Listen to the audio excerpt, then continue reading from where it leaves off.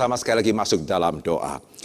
Bapa di dalam kerajaan surga, kami sungguh bersyukur sekali lagi ya Tuhan untuk kasih karunia Tuhan yang boleh memampukan kami di dalam kami boleh menghidupi kehidupan kami di tengah-tengah dunia ini ya Tuhan. Bapa dalam kerajaan surga, biar kalau kami sudah boleh mengenal dan dikenal oleh Allah yang benar, biar kami boleh semakin lagi ya Tuhan mengerti, memahami siapakah Engkau ya Tuhan, dan biarlah hidup kami boleh semakin berpadanan dengan kebenaran-Mu. Pakai hamba-Mu di dalam segala keterbatasannya, nyatakanlah kiranya ya Tuhan kebenaran-Mu kepada setiap kami. Di dalam nama Yesus kami berdoa dan kami bersyukur. Amin. Terima kasih Tuhan, seperti tadi kita sudah boleh melihat di awal ibadah, kita memasuki minggu pertama Prapaskah. Ya, sehingga selama 6 kali dengan puncaknya yang ke-7 di hari Jumat Agung, kita akan bersama-sama merenungkan 7 ego eimi, ya, atau 7 perkataan aku adalah. Yang pertama, pada kesempatan kali ini kita akan merenungkan bersama-sama apa artinya ketika Yesus mengatakan aku adalah roti hidup. Ya, mari kita akan membuka dari Yohanes pasalnya yang ke-6. Jadi ke-7 ego eimi ini, ke-7 aku adalah ini semuanya ya ada di dalam Injil Yohanes. Ya, kita akan melihat yang pertama Yohanes pasal yang ke-6. Ya, kita akan melihat ayat 25 hingga ayat yang ke-27, kemudian ayat yang ke-35 hingga ayatnya yang ke-36. Ya, demikianlah firman Tuhan. Yohanes 6 ayat 25. Ketika orang banyak menemukan Yesus di seberang laut itu, mereka berkata kepadanya, "Rabi, bila mana engkau tiba di sini?" Yesus menjawab mereka, "Aku berkata kepadamu, sesungguhnya kamu mencari aku, bukan karena kamu telah melihat tanda-tanda, melainkan karena kamu telah makan roti itu dan kamu kenyang. Bekerjalah, bukan untuk makanan yang akan dapat binasa, melainkan untuk makanan yang akan bertahan sampai kepada hidup kekal, yang akan diberikan anak manusia kepadamu, sebab dialah yang disahkan oleh Bapa Allah dengan meterainya." Ayat yang ke-35, ya kata Yesus kepada mereka, "Akulah roti hidup. Barang siapa datang kepadaku, ia tidak akan lapar lagi, dan barang siapa percaya kepadaku, ia tidak akan haus lagi. Tetapi aku telah berkata kepadamu, sungguh pun kamu telah melihat aku, kamu tidak percaya." Nah saudara, tadi kita boleh membaca satu bagian daripada Injil Yohanes, dan selama 7 minggu Prapaskah dan Jumat Agung ini kita akan bersama-sama merenungkan ya 7 ego eimi dari Injil Yohanes. Nah saudara, kita tahu bahwa di dalam Alkitab ada 4 Injil ya. Tetapi apa yang membedakan Injil Yohanes ya dari ketiga Injil yang lain, yaitu bagaimana Injil Yohanes merupakan Injil yang paling menekankan keilahian Kristus. Ya, sehingga 7 ego eimi, begitu ya. Aku adalah roti hidup. Ya, kemudian yang kedua, aku adalah terang dunia. Yang ketiga, akulah pintu. Yang keempat, akulah gembala yang baik. Yang kelima, akulah jalan kebenaran dan hidup. Yang keenam, akulah kebangkitan dan hidup. Dan yang ketujuh, akulah pokok anggur yang benar. Saudara kalau memperhatikan ya, semua ayatnya itu dari Yohanes. Ya, mulai dari yang pertama sampai yang ke-7, dan yang menarik, ke-7-7-nya ini saudara tidak bisa temukan di dalam ketiga Injil yang lain. Kenapa seperti itu? Begitu ya. Karena memang Yohanes mau secara khusus ya menekankan keilahian Kristus. Ya, sehingga keempat Injil ini saling melengkapi, begitu ya, bukannya saling bertentangan. Ya, sehingga kalau saudara mau mencari mengenai domba atau gembala pada waktu Yesus lahir, saudara membaca Lukas. Ya, saudara mau mencari mengenai orang Majus, begitu ya, saudara membaca dari Matius. Karena di dalam Injil Yohanes tidak ada cerita ada sensus. Ya, tidak ada cerita Yusuf dan Maria tidak mendapatkan penginapan. Tidak.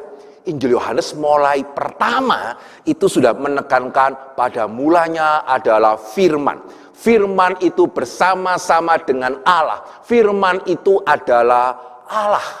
Ya, demikian juga Injil Yohanes mencatat ya 7 perkataan ego eimi atau aku adalah yang tidak terdapat di dalam Injil yang lain. Ya, sehingga sebetulnya sangat tidak tepat ya. Ya, ketika orang mengatakan di dalam Alkitab itu ya, Yesus tidak pernah menyebut dirinya Allah loh, di dalam Injil. Ya, di dalam Injil itu Yesus tidak pernah menyebut dirinya Allah. Ya, sehingga orang Kristen yang percaya Yesus adalah Allah, itu pengikutnya Paulus itu. Ya, tidak setia kepada Yesus. Nah, saudara, saya bersyukur ya, dan saya izinkan saya mengapresiasi ya saudara yang sudah boleh menyempatkan atau menggumulkan dan mengajak ya rekan-rekan saudara untuk boleh ikut fokus. Ya, sehingga mungkin untuk pertama kalinya di dalam sejarah Elion begitu ya, katekisasi kita yang boleh ikut lebih banyak dari luar daripada yang dari dalam begitu ya. Ya, sehingga bersyukur kepada Tuhan dan bersyukur untuk setiap saudara yang boleh menyempatkan untuk boleh mengajak rekan-rekan untuk boleh mendengar sharing bersama-sama mengenai Kristus. Ya, tapi pada waktu fokus yang kemarin ada pertanyaan yang sangat menarik ya pada waktu tanya jawab. Begitu ya, ada yang bertanya, kan di dalam Injil Yesus tidak menyebut dirinya Allah. Ya, dia mengutip salah seorang tokoh agama dari agama yang berbeda, begitu ya, bukan Kristen yang mengatakan orang Kristen ini tidak setia ya kepada Yesus. Ya, di dalam Injil Yesus tidak pernah menyebut dirinya Allah. Loh, betul. Ya, saudara jangan menjawab, ada kok. Ya, terus saudara cari Matius, Markus, Lukas, Yohanes, kok beneran tidak ada, begitu ya. Yesus memang tidak pernah menyebut dirinya, saya Allah ya, ketahuilah, saya Allah. Tetapi, begitu ya, saudara yang ikut fokus mestinya masih ingat jawabannya. Yesus mengatakan kalimat-kalimat yang tidak boleh dikatakan, ya kecuali dia itu adalah Allah. Akulah roti hidup, siapa? Ya, kalau saya mengatakan akulah roti hidup, akulah terang dunia, ya akulah jalan kebenaran dan hidup, saudara akan pikir Pak Hendri ini lupa minum obat atau apa itu? Ya, mana bisa manusia mengatakan akulah roti hidup, akulah jalan kebenaran dan hidup, akulah kebangkitan, akulah pokok anggur yang benar. Ini bukan lagi sombong sih, begitu ya, agak mungkin sakit jiwa ini ya, kalau ada manusia ya yang kemudian mengatakan seperti itu padahal dirinya bukan adalah Allah. Ya, sehingga di sini kita melihat di dalam Injil Yohanes menyatakan kepada setiap kita, menyatakan kepada setiap orang yang membacanya bahwa Yesus yang datang sebagai manusia itu sungguh-sungguh adalah Allah. Itu kenapa dia boleh mengatakan, akulah roti hidup, akulah terang, akulah pintu, akulah gembala yang baik, dan seterusnya. Dan persis di sini kita melihat ya, banyak orang yang sepertinya awalnya itu mau percaya kepada Yesus, ya, menjadi akhirnya meninggalkan Yesus pada waktu mereka menyadari siapa atau apa yang dituntut, keyakinan seperti apa yang dituntut pada waktu kita mau menjadi orang Kristen. Ya, sehingga orang Yahudi, tadi kita melihat ya, bagaimana Yesus menegur mereka. Betul ya, Yesus mengatakan kamu tidak melihat, ya, kamu tidak percaya. Ya, sehingga kalau saudara hanya mendengar dari ayat yang tadi saya baca, Yohanes 6:25 dan kemudian ayat 35, saudara akan melihat, iya orang Yahudi ini keterlaluan dia. Begitu ya, tidak mau percaya, begitu ya, kepada penciptanya, ya kita jauh lebih baik. Padahal kalau coba kita melihat pasal yang ke-6 secara keseluruhan, betulkah kegagalan orang Yahudi itu karena mereka sepenuhnya tidak mau percaya? Saudara menarik ya, tadi saudara masih ingat kita membaca dari Yohanes 6 kan? Begitu ya, ayat yang ke-25. Saudara kalau mundur sedikit di ayatnya yang ke-14, ya, Yohanes pasal yang ke-6 ayat yang ke-14 dikatakan, ketika orang-orang itu melihat mujizat yang telah diadakannya, mereka berkata, dia ini adalah benar-benar nabi yang akan datang ke dalam dunia. Ya, sehingga saudara sebagai latar belakang ya, seluruh Yohanes 6 ini berbicara sebetulnya awalnya dari Yesus melakukan mujizat 5 roti 2 ikan. Dan dari 5 roti 2 ikan, bagaimana Yesus bisa memberikan makan 5.000 orang. Ya, ada yang belum tahu cerita itu, boleh membaca di dalam Yohanes pasal ke-6, ayat yang pertama sampai ayatnya yang ke-15. Ada orang banyak mengikuti Yesus, ingin mendengarkan pengajarannya, dan kemudian mereka lapar, dan kemudian dari 5 roti 2 ikan, Yesus kasih makan 5.000 orang. Ini mujizat yang besar, begitu ya, yang semua yang datang ikut menikmati dan bukan cuma sekedar menonton. Dan di sini menarik pada waktu mereka melihat hal itu, Yohanes 6:14 mengatakan, wah ini nabi. Dan bahkan bukan cuma nabi ya. Di dalam Yohanes pasal yang ke-6 ayat yang ke-15 ya dikatakan apa? Ya karena Yesus tahu bahwa mereka hendak datang dan hendak menjadikan dia dengan paksa, membawa dia dengan paksa untuk menjadikan dia raja. Ia menyingkir pula ke gunung seorang diri. Mereka mau menjadikan Yesus itu raja. Begitu ya? Ya, Dan sehingga kalau saudara tanya kepada orang Kristen, siapakah Yesus bagimu? Dan dia jawab, dia adalah rajaku. Saudara, haleluya, puji Tuhan, atau bergumul? Begitu ya, siapakah Yesus bagimu? Dia adalah raja. Begitu ya, saudara mestinya, wah ini ya harusnya orang percaya ini. Dan bukan cuma itu, ya mereka bahkan rela mengikut Yesus. Begitu ya, dan bukan cuma mengikut, mengejar. Ya kan di dalam Yohanes pasal ke-6 ayat 24 dikatakan apa? Ketika orang banyak melihat, ini orang yang sama ya, yang tadi menikmati 5 roti 2 ikan itu ya. Ketika orang banyak melihat bahwa Yesus tidak ada di situ dan murid-muridnya juga tidak, mereka naik ke perahu-perahu itu lalu berangkat ke Kapernaum untuk mencari Yesus. Ini luar biasa ini. Ya, bukan cuma ngikut, ngejer. Begitu ya, mengejar, bahkan pakai perahu, begitu ya, pergi ke tempat di mana Yesus itu pergi. Jika saya tanya lagi, ya, kalau saudara lihat ada seseorang dan saudara tanya, siapakah Yesus bagimu? Dia adalah rajaku. Ya, dan mereka begitu giat, begitu ya, untuk kemudian mengejar KKR demi KKR, begitu ya, kebaktian penyembuhan demi kebaktian penyembuhan, begitu ya, belain sekali. Menurut saudara ini qualified nggak ya? Jadi orang percaya ya, mereka ngejar pakai perahu. Ya, sehingga kalau saudara melihat, wah ada KKR di Jakarta, wah luar biasa ya terbang ke Jakarta untuk ikut KKR. Ya bahkan terbang ke Singapura atau ke Australia bukan untuk ikut konser ya, karena ada KKR di Sydney, dia terbang ke sana begitu ya. Wah ini ya mestinya ya ini orang Kristen sejati nih. Ya dambaan dari para hamba Tuhan ini. Betul ya? Tapi saudara di sini kita melihat di ayat yang ke-24. Pasal ke-6 ayat yang ke-24. Yohanes 6 ayat 24. Ya dikatakan pasal ke-6 ayat yang ke-66. Begitu ya. Orang-orang yang sama. Ya, orang-orang yang sama. Dikatakan apa? Mulai daripada waktu itu. Setelah Yesus mengatakan, aku ini adalah roti hidup.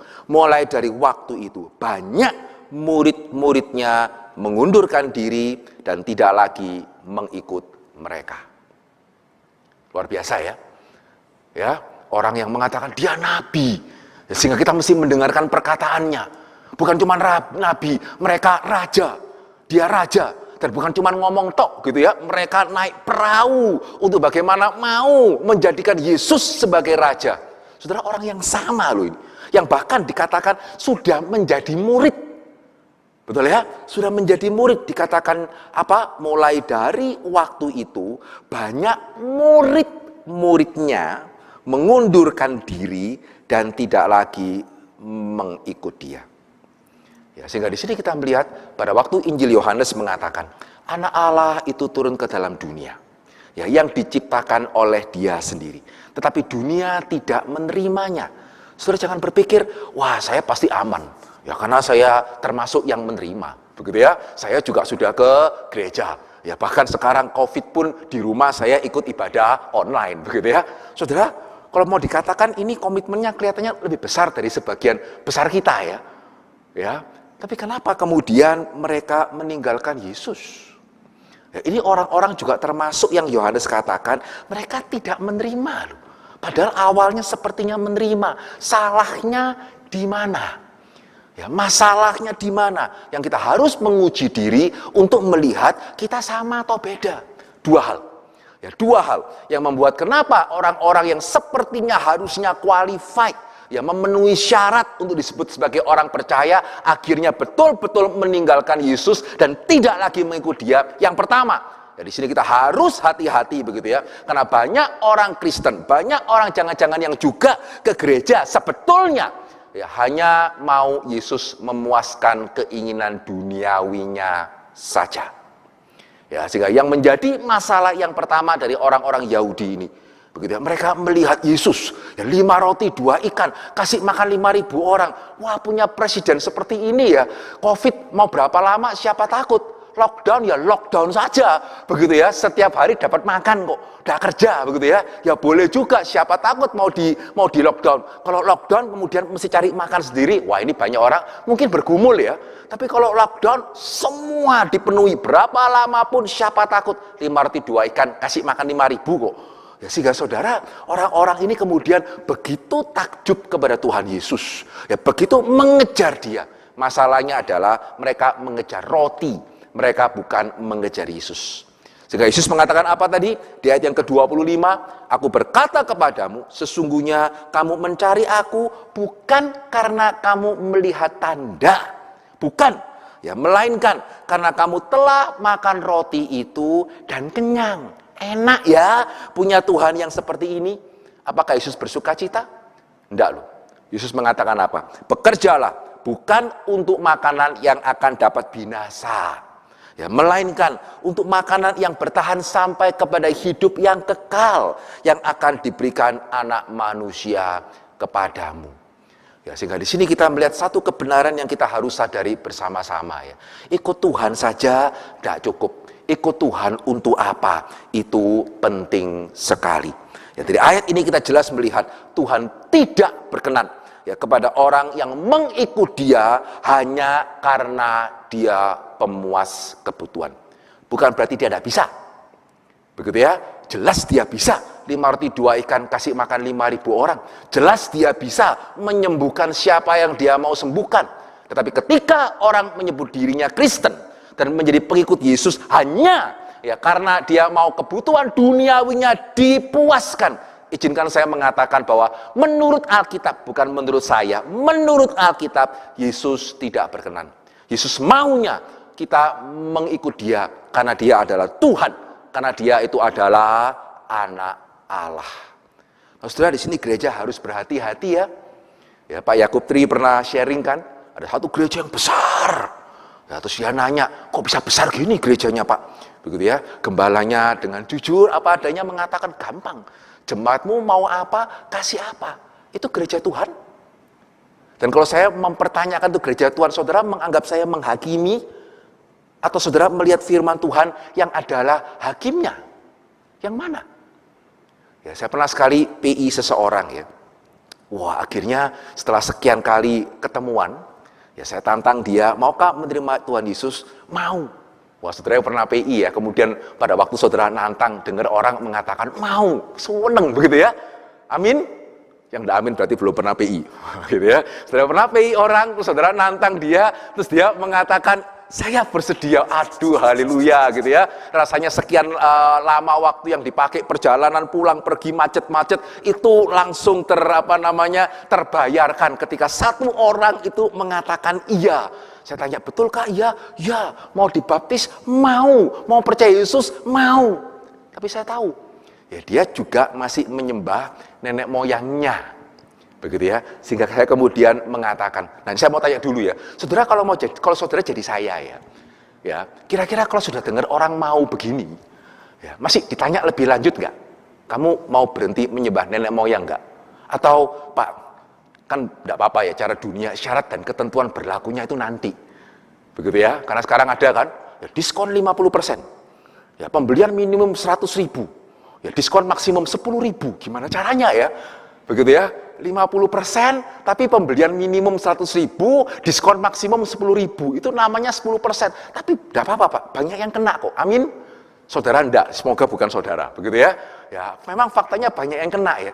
Sehingga boleh juga kan dia sudah ngomong mau loh. Sudah ngomong mau dibaptis. Ya etnis kan keanggotaan gereja nambah 1. Gitu ya, persembahan juga bisa jadi nambah. Ya, ini orang lumayan ini ekonominya. Begitu ya, mau begitu? Ya waktu itu saya tanya, oh, ya mau percaya Tuhan Yesus? Mau dibaptis? Mau percaya Dia satu-satunya enggak? Mau berhenti menyembah atau beribadah dengan nenek moyang enggak? Bukan karena kita tidak menghormati orang tua ya, kita menghormati orang tua, kita hanya menyembah Tuhan. Itu tidak sama. Tapi kira-kira saudara sudah tahu ya, sudah bisa menebak ya, ketika saya tanya pertanyaan seperti ini, dia jawabnya apa? Langsung enggak loh. Begitu ya. Nah kembali ya saudara, kalau jadi saya atau saudara waktu lihat saya ngomong apa? Tuh kan Pak, sudah saya kasih tahu begitu ya, mending syarat ketentuan berlaku nanti saja begitu ya. Langsung enggak loh. Waduh Pak, kalau begitu maaf ya, saya belum bisa jadi orang Kristen. Terus gimana? Satu sisi ya pasti ya, gelo ya. Tapi di sisi yang lain, kalau saudara tanya kepada saya, Pak kalau sudah tahu gitu masih nanya, enggak harus. Kenapa? Ya karena di sini di dalam Alkitab kita melihat hal yang sama. Kalau enggak itu kita seperti menipu diri sendiri. Betul ya? Wah, seneng gereja nambah, persembahan nambah, Tuhan Yesus senang. Enggak loh.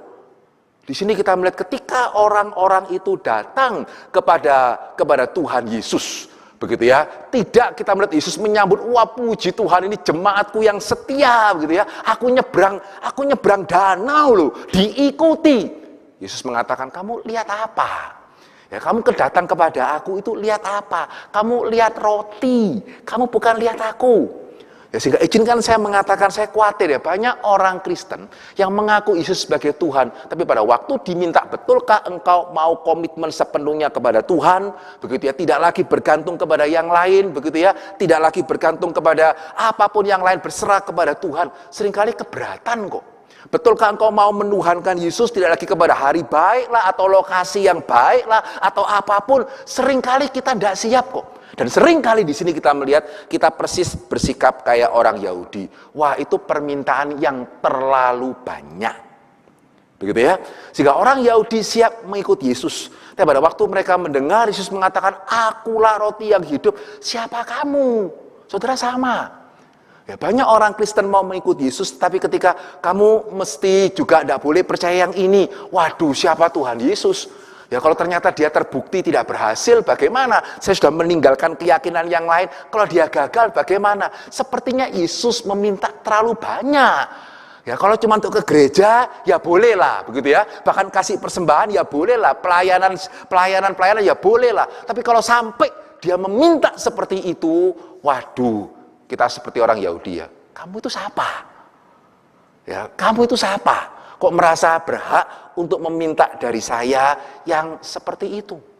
Sehingga di sini kita melihat kesalahan kedua daripada orang Yahudi yang kita mesti juga perhatikan baik-baik. Yang pertama, tadi saya mengatakan mereka hanya ikut Yesus untuk hari ini. Dan yang kedua, ya mereka hanya melihat mujizat.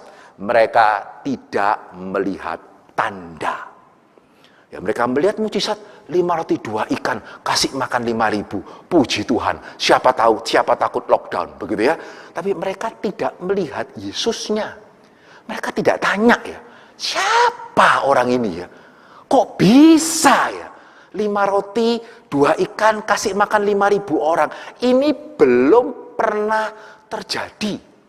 Ya, 5 roti 2 ikan, itu satu-satunya mujizat yang tercatat di dalam 4 Injil.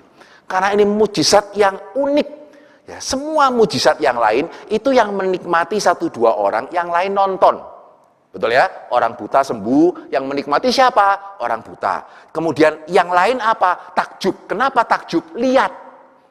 Ya, orang lumpuh disembuhkan, yang menikmati siapa? Yang lumpuh. Yang lain menyaksikan. Tetapi 5 roti 2 ikan, tidak ada yang cuma nonton loh. Semua makan dan kenyang. Ya, tapi mereka fokusnya ke roti. Asik juga ini.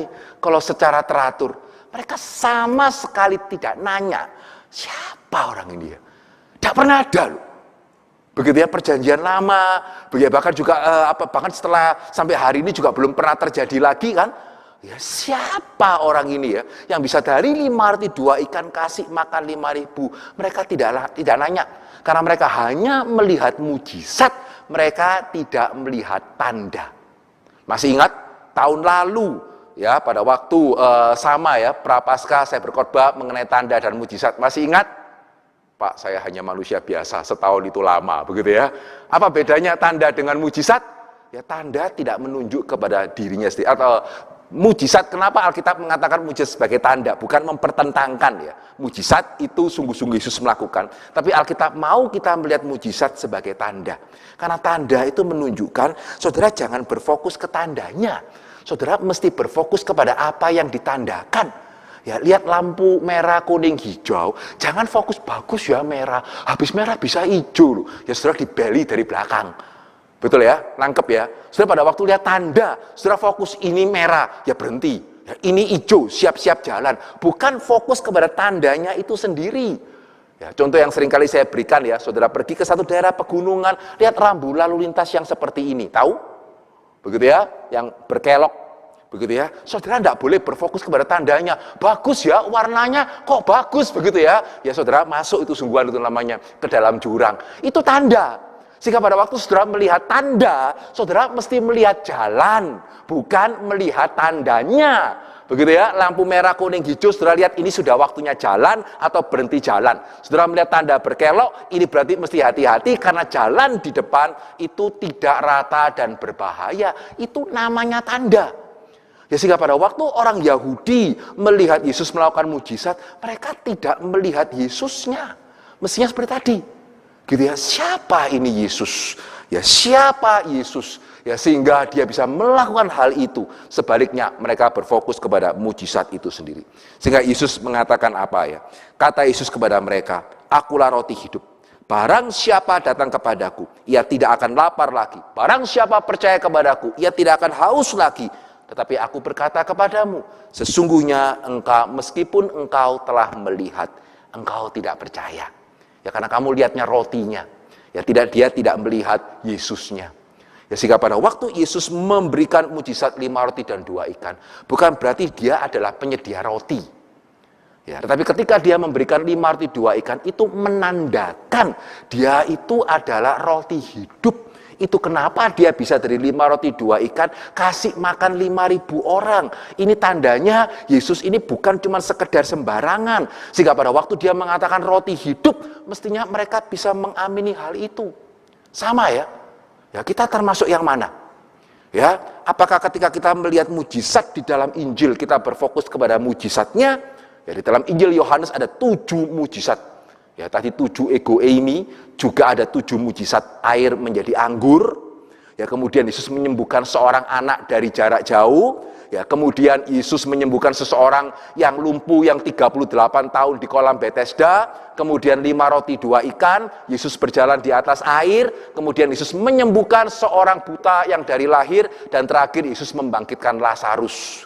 Begitu ya, 7 mujizat besar di dalam Injil Yohanes. Pertanyaannya, saudara pada waktu lihat itu, lihat mujizatnya atau lihat Yesusnya? Yang mana? Mau saya kasih satu tes. Kok saudara bingung, ya Pak, yang mana ya? Kok kelihatannya agak campur-campur ya? Ya, paling aman kan gitu ya orang Tionghoa ya. Ya, saya lihat dua-duanya Pak. Oh, gitu ya. Lihat mujizatnya sama lihat Yesusnya. Amin. Tapi coba saya kasih satu tes. Begitu ya. Tesnya ini mestinya gampang kok. Saudara membaca di dalam Injil Yohanes, tadi saya mengatakan 7 mujizat. Di dalam Injil ada banyak mujizat yang lain. Saudara ya, ketika mengalami kesulitan dan Tuhan tidak menolong, saudara merasa terhibur atau terganggu waktu baca cerita mujizat. Ya, waktu saudara sakit, berdoa, tidak sembuh-sembuh. Ya, bahkan tambah parah. Apakah cerita Injil menguatkan atau menyusahkan? Bahkan, ya ketika kita mempunyai anggota keluarga, misalkan yang terkena COVID, dan saudara sudah berdoa dengan sungguh-sungguh. Begitu ya, bahkan saudara minta hamba Tuhan berdoa dengan sungguh-sungguh. Meninggal. Dan kemudian saudara membaca cerita Lazarus dibangkitkan. Saudara merasa terhibur atau tertusuk. Yang mana?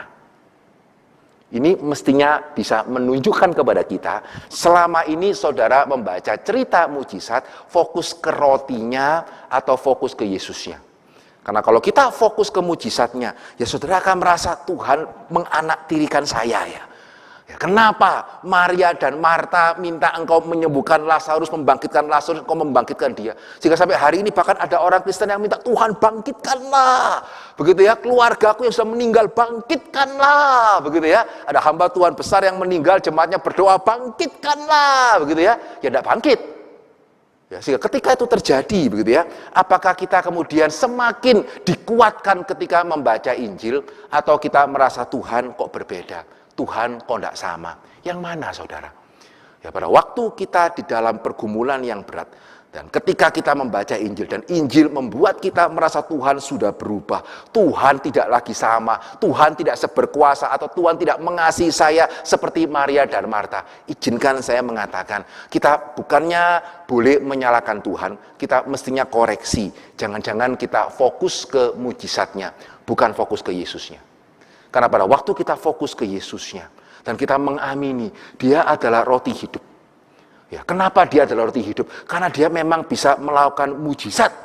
Begitu ya, 5 roti 2 ikan menunjukkan dia roti hidup. Maka meskipun orang yang saya kasihi meninggal karena COVID, tetapi dia sudah menerima Yesus. Dia sudah menerima roti hidup. Dia akan mendapatkan hidup yang kekal. Amin. Ya, sehingga pada waktu saudara membaca Injil dan saudara melihat mujizat-mujizat itu menandakan Yesus adalah Tuhan. Ya, sehingga kalau saudara benar membacanya, seharusnya ketika kita merasa putus asa, ketika kita merasa tidak ada pertolongan, ketika kita merasa sendiri, ketika kita merasa sakit kok tidak sembuh-sembuh, kesulitan ekonomi kok tidak selesai-selesai, harusnya cerita Injil menguatkan kita. Karena di dalam Injil kita menemukan Yesus yang sungguh-sungguh adalah Tuhan. Dia yang adalah roti hidup, sehingga mati pun saya tahu saya mempunyai kehidupan di dalam Kristus. Saudara, ini sebetulnya artinya pada waktu Yesus mengatakan, akulah roti hidup. Dan ini yang seringkali orang Yahudi susah percaya. Dan ini kita harus koreksi ya. Kita percaya enggak?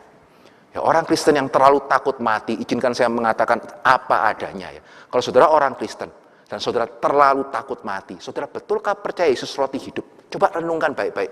Atau saudara selama ini percaya Yesus hanya untuk kasih roti hari ini. Saya perlu usaha perlu penolong. Ya, sehingga Yesus tolong saya. Pada waktu mati, saya tidak bisa usaha lagi. Celaka, Yesus gunanya untuk apa? Begitu? Ya, sehingga kalau ada di antara kita orang Kristen yang terlalu takut mati, saudara harus tanya, benar nggak saudara percaya Yesus roti hidup? Atau saudara mulai merasa, siapa Yesus minta saya percaya dia roti hidup? Apa yang dia sudah lakukan? Sehingga saya mesti percaya kalau dia adalah roti hidup. Ya, berarti saudara tidak melihat tanda. Ya, berarti sekian tahun saudara di dalam gereja, mulai sekolah minggu dengar mujizat, saudara dengar apa? Ya, saudara hanya fokus kepada mujizatnya, bukan fokus kepada Yesus yang melakukannya. Ya, karena ketika saudara fokus kepada Yesus yang melakukannya, mestinya saudara tahu dia adalah Tuhan. Dan kalau dia adalah Tuhan, dan Tuhan itu mengatakan akulah roti hidup, maka meskipun aku mati, Tuhan mengatakan roti hidup yang aku berikan itu bertahan sampai kepada kekekalan. Ya, apa artinya ya pada waktu Yesus mengatakan dia adalah roti hidup? Di sini kita melihat Yesus mau mengatakan seperti mana di perjanjian lama, ya berasal dari surga. Ya, pada waktu Yesus mengatakan akulah roti hidup, dia mau mengatakan aku datang dari surga. Aku bukan cuma sekedar manusia yang sama seperti engkau yang berasal dari dunia. Yesus adalah sepenuhnya manusia pada waktu dia berinkarnasi, tapi dia juga adalah sepenuhnya Allah yang turun dari surga. Demikian pula yang kedua, apa artinya waktu Yesus mengatakan akulah roti hidup, itu berarti dia mengatakan aku memberikan kepadamu hidup yang kekal.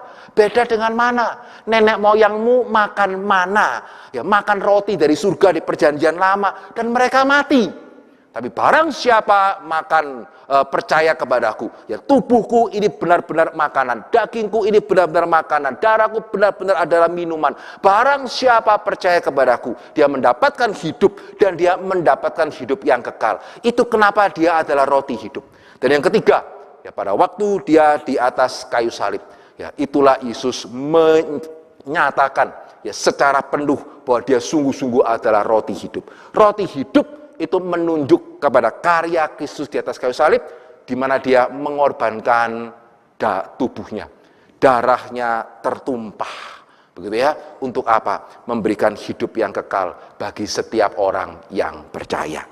Sehingga apakah itu akulah roti hidup? Maksudnya adalah dengan menjadi korban di atas kayu salib, Yesus menjadi roti hidup yang memberikan hidup kekal bagi mereka yang percaya.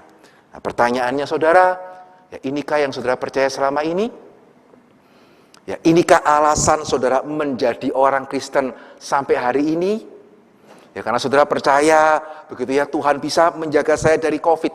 Tapi andai kata saya kena pun, dan bahkan andai kata saya mati pun, saya sudah menerima roti yang hidup, yang memberikan hidup kekal bagi saya. Dan tidak ada yang lain yang bisa memberikan kepada saya roti hidup. Ya, itu kenapa saya percaya kepada Yesus.